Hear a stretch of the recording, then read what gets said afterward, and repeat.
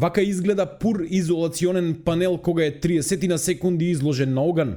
Веднаш до него се гледа пир панелот изложен на оган исто толку време. Кај пур панелот воочлива е неговата мала издржливост на пламен.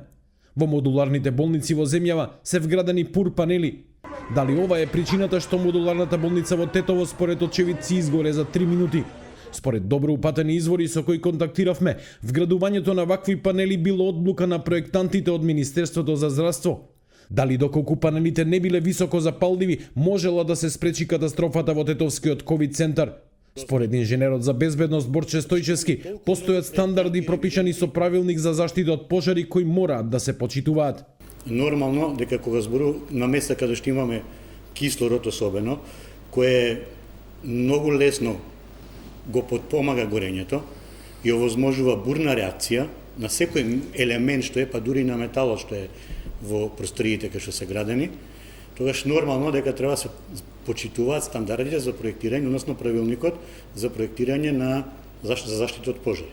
Таму многу добро се наведени колкава треба да биде пожарната отпорност на зидовите, на вратите и така натаму и така натаму. Колкави треба да бидат пожарните сектори. Доколку проектантите не си придржувале према тие прописи. Дефинитивно треба да се направи истрага и да се види зошто е тоа така.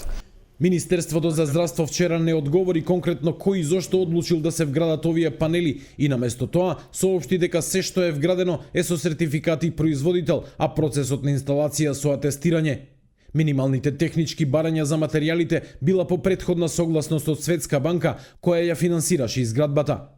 Во синоќешната анализа, Стојчевски вели дека не само проектантот, туку и надзорниот орган, во случајов Комисијата за технички прием, во кој задолжени за пожар се експерти од Дирекцијата за заштита и спасување, имало обврска да забележи доколку стандардите за заштита од пожар биле прекршени.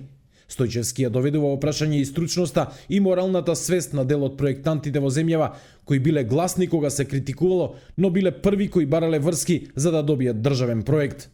Ние денес иштанцавме, не знам, можеби 800 проектанти за заштита од пожари, кои не знаат дека постојат правилниците кои ги имаме.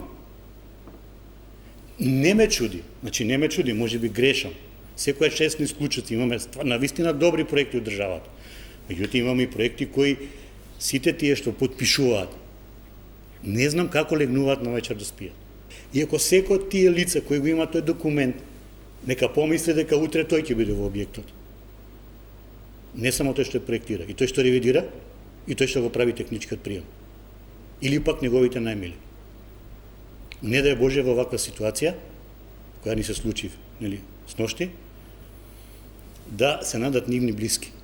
Министерот за здравство Венко Филипче на синоќешната пресконференција не сакаше да зборува за деталите за изградбата на модуларните болници, но рече дека се е сертифицирано како што треба, вклучувајќи го и делот на огнотпорност. По катастрофалниот пожар со 14 жртви што се случи за вчера вечер во ковид центарот во Тетовската болница, обвинителката за организиран криминал и корупција Вилма Русковска дала наредба денеска Бирото за јавни набавки да ја достави целокупната документација за јавните набавки за сите 19 изградени модуларни болници во Македонија.